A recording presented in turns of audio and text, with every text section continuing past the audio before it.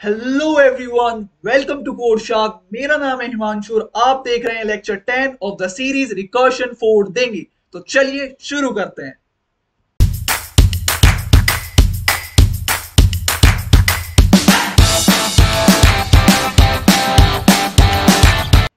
तो यार ये कॉम्बिनेशन का सेकंड क्वेश्चन है और ये तुम्हें असाइनमेंट में दिया गया था यार लास्ट लेक्चर के।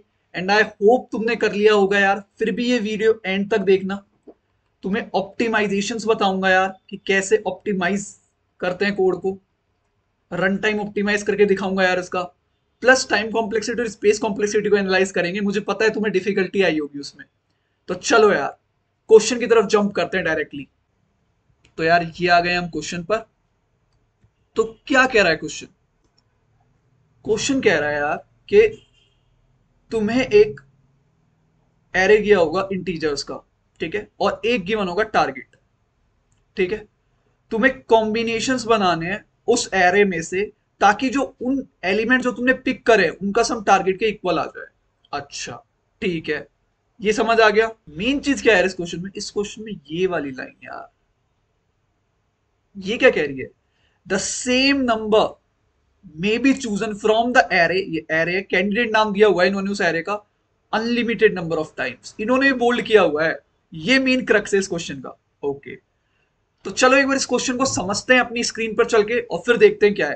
क्वेश्चन में इनपुट में एक एरे गिवन है जिसको इन्होंने कैंडिडेट बोला हुआ है कि यार इस एरे का नामकरण किया हुआ है कैंडिडेट। और तुमको एक टारगेट गिवन है। लेट सपोज ये मैंने एग्जांपल ले लिया है, ठीक है। तुमको क्या आउटपुट करना है? तुमको वो सारे कॉम्बिनेशंस देने हैं। तुमको वो सारे कॉम्बिनेशंस देने हैं सो दैट उन एलिमेंट्स का सम टारगेट के इक्वल आ जाए। मतलब जैसे फॉर एग्जांपल एक क्या हो सकता है, एक कॉम्बिनेशन कि सिर्फ तुम 7 ले लो, 7 का सम भी टारगेट के इक्वल है। अच्छा, तो जो मेन क्रक्स है ना प्रॉब्लम का, वो ये है the same number may be chosen from candidate an unlimited number of times. मतलब एक तुम ये भी ले सकते हो, 2, 2 और 3। देखो सम 7 आ रहा है, 3 2 5 और 2 7। तो बस तुमको यही आउटपुट करना है। आई होप क्वेश्चन की फील लग गई होगी तुम्हें। अच्छा, तो चलें एक बार सॉल्यूशन बिल्ड करने की तरफ। तो चलो, तो यार सॉल्यूशन बिल्ड करने पे आते हैं। तो अपने को 2 3 6 7 गिवन है, ये एक एरे गिवन है। अपने को टारगेट 7 बनाना है। तो अगर तुम, आई होप तुमने फिगर कर लिया होगा, ये सेम क्वेश्चन नहीं लग रहा कि दो के पास दो चॉइस है, आइदर लूं या नहीं लूं। 3 के पास दो चॉइस है, आइदर लूं नहीं लूं। 6 के पास दो चॉइस है, लूं या नहीं लूं। और 7 के पास दो चॉइस है, लूं या नहीं लूं। ये सिमिलर है प्रीवियस क्वेश्चन के, बिल्कुल सेम, बस उस कंडीशन को छोड़कर। और वो कंडीशन कुछ नहीं है यार, एक छोटा सा मॉडिफिकेशन है। बिल्कुल सेम टू सेम है उस क्वेश्चन के। उसमें हम क्या कर रहे थे, लास्ट क्वेश्चन जो हमने कॉम्बिनेशन में करा, उसमें हमें एन गिवन था और हम के एलिमेंट्स पिक कर रहे थे। और एन मैं एक्चुअल में ऐसे ही ले रहा था 2 से लेकर एन तक। तो ये भी इसमें डायरेक्ट एरे गिवन है। उसमें के एलिमेंट्स पिक कर रहे थे, इसमें हम एलिमेंट्स इस तरह पिक कर रहे हैं कि टारगेट 7 आ जाए। बिल्कुल एनालॉगस है उस क्वेश्चन के। तो चलो यार इसको बिल्ड करते हैं जैसे हम हमेशा करते हैं। एम है वो क्या है? प्रिंट कराना। यही एम है अपना। तुमको पहले से बताया हुआ है प्रिंट का आंसर कहां मिलेगा? आंसर एंड में। एंड में मतलब बेस केस में, ठीक है। तो यार विदाउट फर्दर एड्यू चलो इसका एकदम रिकर्शन ट्री बनाते हैं और बेस केस आइडेंटिफाई करते हैं, ठीक है। तो चलो यार इसका रिकर्शन ट्री बनाते हैं और तुम्हें उसी में सारी चीजें क्लियर हो जाएंगी, ये मेरा वादा है। तो इतना मुझे पता है कि प्रिंट होने वाला है। और सिंस मैं इंडेक्स से मूव करूंगा तो एक इंडेक्स आएगा, ठीक है। और एक आने वाला टारगेट जो मुझे बनाना है। बस और भी चीजें आएंगी इसमें, वेक्टर आएगा वगैरह, वो सेकेंडरी चीजें हैं, वो स्टोर कराने के लिए चाहिए हमें। मेन ये दो चीजें हैं कि मुझे इंडेक्स से मूव करना है और टारगेट की तरफ जाना है। सही बात है, ऐसे ही लिखते हैं हम, पिछले लेक्चर्स में हमने देखा है। तो चलो यार इसको रखते हैं साइड में और रिकर्शन ट्री बनाते हैं। इसी के लिए रिकर्शन ट्री बनाते हैं जो मैंने एग्जांपल लिया हुआ है। तो प्रिंट मैं जीरोथ इंडेक्स से स्टार्ट करूंगा और टारगेट क्या बनाना है मुझे 7। ठीक है, तुम्हें बताया था यार हर किसी के पास दो चॉइस है, तो मैं जीरो पे खड़ा हूं और मेरे पास दो चॉइस है, आइदर मैं इसको लूंगा या मैं इसको नहीं लूंगा। अच्छा, अब बात करते हैं कंडीशन की जो क्वेश्चन में गिवन है, यही तो क्रक्स है यार मेन। तो कंडीशन दिख गई तुमको स्क्रीन पर, यही तो मेन चीज है, यही तो मेन चीज है यार। मैं पहले क्या बोलता था पिछले लेक्चर्स में, आइदर ये कोई एलिमेंट है मान लो एरे में, एरे में एलिमेंट रखे हुए हैं, आइदर मैं इसको पिक करूं या मैं पिक नहीं करूं। मैं बोलता था एलिमेंट प्रोसेस हो चुका है। ठीक है, बट इस क्वेश्चन में क्या गिवन है, इस क्वेश्चन में गिवन है उस एलिमेंट को अनलिमिटेड नंबर ऑफ टाइम्स लिया जा सकता है। ठीक है, मतलब अगर मैं उसको ले भी लूं तो भी वो प्रोसेस नहीं हुआ है, मैं उसको दोबारा ले सकता हूं। बट अगर मैंने एक बार डिसाइड किया कि मैं उसको नहीं ले रहा हूं तो वो डेफिनेटली प्रोसेस हो चुका है। इसका मतलब यहां पर डेफिनेट प्रोसेस है कि भाई उस एलिमेंट का कंप्यूटेशन हो चुका है, मैं आगे जा चुका हूं। ठीक है, मतलब अगर मैं इसको ले लूं, इस एलिमेंट पे हूं ना, इसको अगर मैं ले लूं तो प्रिंट, तो भी मैं इंडेक्स जीरो पे रह सकता हूं। इसका मतलब ये है अनलिमिटेड नंबर ऑफ टाइम्स। अच्छा, तो मैं स्ट्रिंग में स्टोर कर रहा हूं यार, ये बेसिकली एक वेक्टर ही है पर दिखाने के लिए स्ट्रिंग इजी रहेगा। ठीक है, अच्छा, और मैंने नहीं लिया तो मैं वन पे चला गया, डेफिनेट प्रोसेस कर चुका हूं, उसको वन पे चला गया। 7 की नीड है एम्प्टी, मैंने दो ले लिया, मुझे नीड कितने की बच रही है, 7 - 2 दैट इज 5। ठीक है, अच्छा आगे की बातें करते हैं। अभी मैं जीरो पे दोबारा खड़ा हूं, तो फिर मेरे पास दो ब्रांच खुलेंगी, लेना है या नहीं लेना। तो प्रिंट पिक करते हैं, तो दोबारा मैं जीरो पे खड़ा हूं और मैंने टू टू, ये हो गया यहां पर कॉन्फ़िगरेशन। मैंने ले लिया, अब कितने की नीड है मुझे, 5 - 2 दैट इज 3। और मैंने नहीं लिया तो मैं कहां आ जाऊंगा, प्रिंट प्रोसेस कर दूंगा, 5 की नीड है और 2 रखा है अभी। आगे चलते हैं, फिर दो ब्रांच खुलेंगी, लेना है या नहीं लेना। तो मान लो मैंने लिया, प्रिंट, मैं दोबारा जीरो पे ही रहूंगा, मैंने टू ले रहा हूं, टू ले रहा हूं तो 3 - 2 इज 1, और यहां पर टू टू टू हो जाएगा। और मैंने नहीं लिया तो मैं आगे कूद जाऊंगा 1 पर, 3 की नीड है और अभी मेरे पास टू टू रखा है वेक्टर में। ठीक है, अच्छा आगे चलते हैं, मैंने लिया और यहां पर नहीं लिया। अगर मैंने लिया तो मैं चला जाऊंगा प्रिंट, ध्यान से देखना जीरो पे ही रहूंगा मैं। ठीक है, अनलिमिटेड नंबर ऑफ टाइम्स। मैंने लिया तो 1 - 2 दैट इज -1, और यहां पर आ जाएगा टू टू टू टू। अच्छा अब सुनो, ये -1 टारगेट था, अगर मैं लेता टारगेट जीरो हो जाना चाहिए था, ये -1 हो गया, इसका मतलब मैं इनवैलिड पे कूद गया। ठीक है, ये तुम्हें चीज समझ में आ गई, इसको मैं इरेज करता हूं एलिमेंट वाले को। मैं इनवैलिड पे कूद गया तो एक बेस केस मिल गया भैया मुझे कि इफ टारगेट अगर लेस देन जीरो जाता है तो रिटर्न। सही बात है, सही बात है। अच्छा, पिछली वीडियोस में नहीं बताया क्योंकि अब इंट्रोड्यूस कर रहा हूं कॉन्सेप्ट, क्योंकि अब हम उस पर मूव करने वाले हैं, हम हो चुके हैं इतने मेच्योर। इस रिटर्न का मतलब होता है बैक ट्रैक। ठीक है, मतलब मैं गलत आ चुका हूं भैया, वापस जाओ, अरे वापस जाओ, वापस जाओ, मतलब यहां पर अब इसकी बारी में लगेगी। इसकी कॉल देखते हैं, तो प्रिंट नहीं ले रहा हूं मैं तो वन पे जाऊंगा, वन की नीड है मुझे और मेरे पास अभी टू टू टू रखा है। अच्छा अब देखो, वन की नीड है और अब मैं वन पे आ चुका हूं। तुम मुझे एक बात बताओ, चाहे मैं वन पे आऊं, चाहे टू पे आऊं, चाहे थ्री पे आऊं, यहां पर कितना है, टोटल कितना है, ये 6 है अभी। 2 + 2 + 2, 6 में चाहे मैं 3 ऐड कर लूं, चाहे मैं 6 ऐड कर लूं, चाहे मैं 7 ऐड कर लूं, क्या ये कभी 7 दे पाएगा, नहीं। पर आगे कॉल्स लगेंगी, ये तुम कंप्लीट करना आगे का। ठीक है, अच्छा ये मैं क्यों कंप्लीट नहीं कर रहा, इसका लॉजिक भी तुम्हें बताऊंगा दोबारा जब रिविजिट करेंगे इसको। ठीक है, अच्छा वापस गए हम, यहां से हम वापस मूव करें इधर, तो अब इसकी जाएगी कॉल, इसकी जाएगी कॉल, इसकी कॉल यहां बना रहा हूं, देखो लू या नहीं लू। वन पे खड़ा हूं, 3 की नीड है, तो मैंने मान लो लिया, प्रिंट, अब मैं वन पे ही खड़ा हूं और मैंने ले लिया टू टू, अब 3 हो गया मेरे पास। ये कितना है, 7, तो यहां पर 0। क्या मुझे आगे कॉल्स मारनी चाहिए, नहीं भैया, आंसर मिल चुका है, एक और बेस केस मिल गया भैया आपको। इफ टारगेट इक्वल टू 0, तो एक वैलिड आंसर मिल गया, एक वैलिड आंसर मिल गया। ठीक है, पुश कर देंगे हम वेक्टर में जैसे हम पिछले करके आ रहे थे। समझ गए बात? समझ गए? अच्छा, सिंस अब थोड़ा स्पेस की कमी है, आगे का रिकर्शन ट्री तुम कंप्लीट करना। इसमें एक बेस केस हो रहा है, वो डायरेक्ट लिख रहा हूं, देखो क्या होता है, क्या हो सकता है वो पिछले लेक्चर में भी तुमको बताया है, तुमको पता होगा क्या है।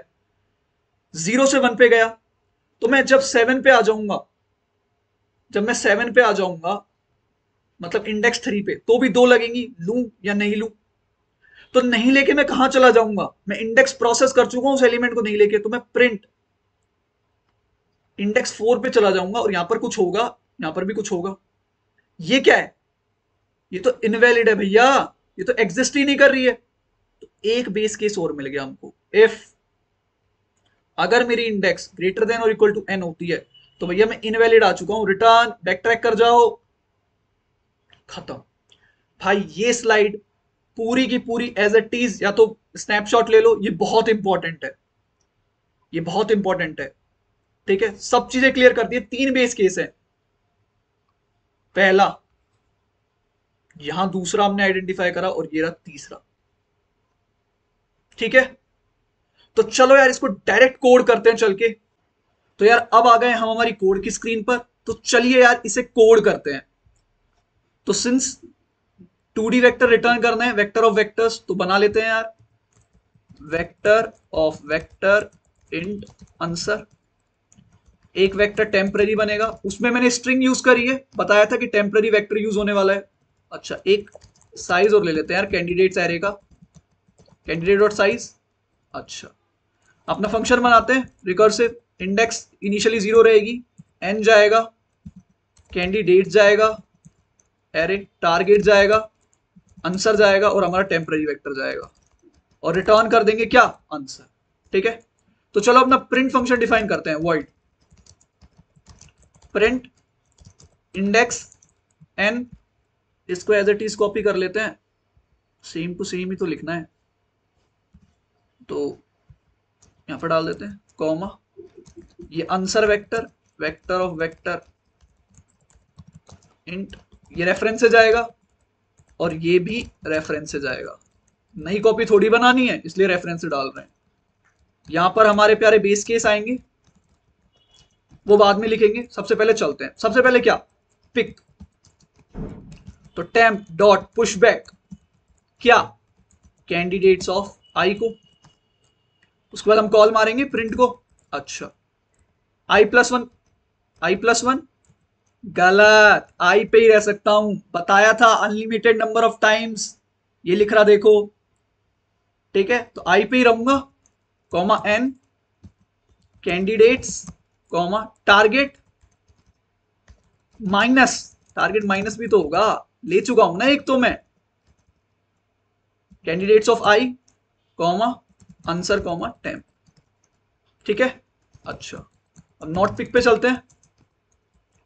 Temp dot pop back, since मैंने नोट पिक कर रहा हूं, तो एलिमेंट तो मेरा प्रोसेस हो गया, तो i+1 पे कूद जाऊंगा, n, और सारी फील्ड एज इट इज रहेंगी, कोई चेंज नहीं आएगा, आंसर, कॉमा 10। ठीक है, कोई दिक्कत? चलो तो बेस केस लिख लेते हैं।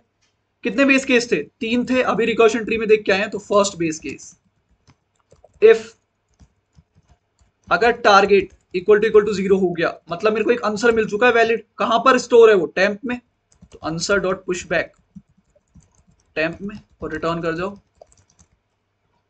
ठीक है, ओके। सेकंड बेस केस लिख लें। सेकंड बेस केस क्या है? इफ टारगेट जो है वो अगर मेरा लेस देन 0 चला जाता है, इनवैलिड कंडीशन है, सिंपली रिटर्न कर दूंगा। थर्ड बेस केस लिख लें।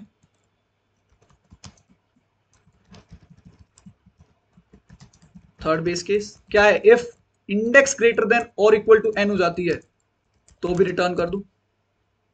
सही बात है? सही बात है। अच्छा, कुछ बोलेंगे भैया ऐसे भी तो लिख सकते हैं इसको, और करके i ग्रेटर देन और इक्वल टू n, एक ही बात है, मैं तीनों दिखाना चाहता हूं इसलिए अलग अलग लिख दिए। तो रन करें इसे एक बार, देखते कोई कंपाइलेशन एरर तो नहीं है। तो भाई कोई कंपाइलेशन एरर नहीं है, चलो सबमिट करते हैं। हो गया एक्सेप्ट, ठीक है। अब देखते हैं और क्या कर सकते हैं हम इसमें। तो एक बार अपनी उसी स्क्रीन पे चलते हैं वापस। तो यार आ गए हैं हम हमारी उसी स्क्रीन पर। ये खजाना लिखा हुआ है पूरा का पूरा। अच्छा, तो सुनो मैं क्या कहना चाह रहा था। मैं कह रहा था ये जो मैंने लॉजिक लिखा है, मतलब ये मैंने कॉल्स ही नहीं लगाई है। क्यों? तुम ध्यान से सोचो, तुम ध्यान से सोचो। मैंने तुम्हें बताया भी था, यहां पर 2 2 2 मतलब 6 है मेरे पास। अगर मैं 3 लूं या 6 लूं या 7 लूं, तो ये हमेशा मेरे को नेगेटिव चला जाएगा, कभी जीरो नहीं आएगा। तो इन कॉल्स को मारना ही क्यों है? समझ रहे हो?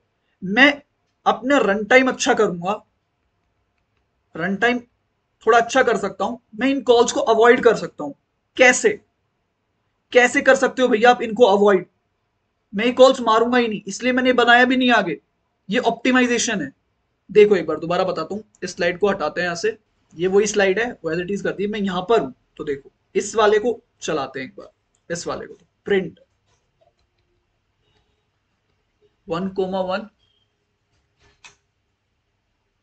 प्रिंट 1,1 मेरे पास 2 2 2 रखा हुआ है, मतलब एक्चुअली मेरे पास 6 रखा हुआ है। ठीक है, मेरे को 3 6 7 और 2 ये है। मैं यहां पर हूं, तुम ध्यान से सोचो। मैं चाहे ये लूं चाहे ये लूं चाहे ये लूं, कभी मैं 1 बना सकता हूं क्या? मतलब कभी मैं टारगेट 7 के पास जा सकता हूं? देखो 6 + 3 9 हो जाएगा, 6 + 6 12 हो जाएगा, और 6 + 7 13 हो जाएगा। 7 कभी आ सकता है क्या? नहीं। तो मैंने क्यों कॉल नहीं मारी? क्योंकि मैं ये कोड में भी नहीं मारूंगा, मैं बच सकता हूं। इसी को ऑप्टिमाइजेशन कहते हैं। मैं इसको ऑप्टिमाइज कर सकता हूं। कैसे? तो चलो यार डायरेक्ट कोड में ही समझाते हैं कैसे। मैंने बोला कि हम उन कॉल से बच सकते हैं जो फालतू की हैं, रिडंडेंट कॉल से उनको लेने की जरूरत नहीं है। तो मैं क्या करूं? मैं यहां पर एक कंडीशन लगा दूं कि इफ कैंडिडेट ऑफ आई, जिसको मैं लेने वाला हूं, अगर वो लेस देन और इक्वल टू टारगेट है, तभी उसे पिक करो, तभी उसे पिक करो, अदरवाइज मत करो। सही बात है। तो यहां पर मैं इसको उठा के यहां पर पेस्ट कर दूं, यहां पर पेस्ट कर दूं, और खत्म। थोड़ा ऊपर कर देते हैं। सही है। तो ये तो बेस केस का भी हिट ही नहीं होगा ना, क्योंकि अब मैं उन एलिमेंट्स को ले रहा हूं सिर्फ जो टारगेट से छोटे या उसके इक्वल है। तो कभी ये जीरो पे लेस देन जीरो जाएगा ही नहीं। समझ रहे हो? तो चलो रन करते हैं कोड को, सबमिट करें। तो देखो हो गया एक्सेप्ट, हम रिडंडेंट कॉल से बच गए। तो ये बेस केस हट गया, इसकी कोई नीड नहीं है। तो समझ में आया तुमको कैसे करते हैं, रिडंडेंट कॉल्स को कैसे बचाते हैं? अच्छा, तो चलो यार एक बार कॉम्प्लेक्सिटी वगैरह एनालाइज करते हैं थोड़ी सी। तो चलो यार एक बार टाइम कॉम्प्लेक्सिटी का एनालाइज कर ले। क्या टाइम कॉम्प्लेक्सिटी होगी? टाइम कॉम्प्लेक्सिटी बिग ऑफ, कितनी ब्रांच खुल रही है? 2। तुमको बताया था जब भी 2 ब्रांच खुलती है तो टाइम कॉम्प्लेक्सिटी 2 की पावर में जाएगी। कितनी? अब मुझे ध्यान से देखो, तो मैं उस एलिमेंट पे बार बार रुक सकता हूं। तो मुझे नहीं पता है कहां तक जा सकता है एंड। कितनी बार भी ले सकता हूं मैं इसको, जब तक वो इनवैलिड पे रीच नहीं कर सकता। तो कोई आर्बिट्री होगी 2 की पावर। ठीक है, समझ गए? अच्छा, स्पेस कॉम्प्लेक्सिटी की बात कर ले। वैसे कोई इंटरव्यूअर तुमसे ये नहीं पूछेगा, क्योंकि पता है, इतना पता है कि एक्सपोनेंशिएशन होगी टाइम कॉम्प्लेक्सिटी, पर ये नहीं पता कितनी पावर जाएगी। स्पेस कॉम्प्लेक्सिटी सोचते हैं। तो बिग ऑफ कितनी हो सकती है सोचो। ये चलते चलते चलते कितनी स्टैक पे जा सकते हैं, स्टैक पे कितने ऑक्सिलरी रिकॉर्ड जा सकते हैं? तो क्या पता कितने जा सकते हैं। पर एक चीज डिफाइन कर सकते हैं हम, कि अगर मान लो 1 2 3 है, और मान लो मुझे टारगेट 10 बनाना है, टारगेट 10 बनाना है, तो मैं 1 से टारगेट अगर 10 बनाने का ट्राई करूंगा, तो मैं 10 रिकॉर्ड्स दे दूंगा एक्टिवेशन रिकॉर्ड पे, कि 1 को पिक करते जाओ, ऐसे 10 रिकॉर्ड्स आ जाएंगे। तो इतना मुझे पता है कि अगर मुझे डिफाइन करने की नीड पड़े, तो मैं ऐसे कर सकता हूं कि जो टारगेट माइनस मिनिमम एलिमेंट, कि मैक्सिमम लगेंगी तो इतनी लगेंगी, target minus minimum element, maximum जो एक्टिवेशन रिकॉर्ड जाएंगे वो इतने जा सकते हैं। वैसे कोई तुमसे पूछेगा नहीं, बट हाँ फिर भी डिफाइन करनी है तो समझ में आया। मैक्सिमम एक्टिवेशन रिकॉर्ड स्टैक पे इतने जा सकते हैं यार कि मिनिमम एलिमेंट उस टारगेट को बनाने का अचीव करेगा। ठीक है, तो टाइम कॉम्प्लेक्सिटी और स्पेस कॉम्प्लेक्सिटी क्लियर हुई तुम्हें? तो आई होप ये क्वेश्चन तुम्हें क्लियर हुआ होगा, और अगर तुम यहां तक देख चुके हो तो प्लीज लाइक बटन दबा दो, सब्सक्राइब कर दो। तो यार इस वीडियो को यहीं एंड करते हैं, मिलते हैं नेक्स्ट वीडियो में एक अच्छे और एक बेहतर क्वेश्चन के साथ। Till than happy coding.